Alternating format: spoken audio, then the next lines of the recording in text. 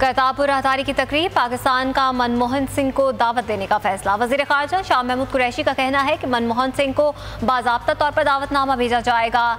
मनमोहन सिंह की करतारपुर के हवाले से मजहबी अकीदत भी है। करतारपुर राहदारी बाबा गुरु नानक के 550वें जन्मदिन पर खोल दी जाएगी। सिख यात्रियों का भरपूर इस्तकबाल किया जाएगा।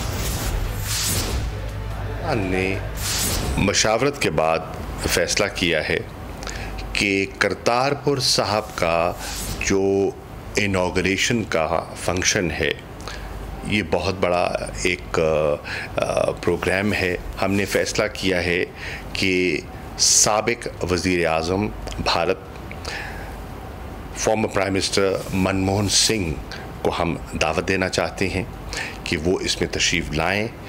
उनका अक़ीदा भी है और वो हमारे लिए बहुत मोहतरम भी हैं, तो हमने फ़ैसला किया है कि हम इनॉग्रेशन पर उनको दावत दें। हमारे जितने सिख यात्री हैं, हम उनके भी मुंतज़िर हैं ताकि वो आएँ और गुरु बाबा नानक साहिब की 550वें जन्मदिन की खुशियों में शामिल हों।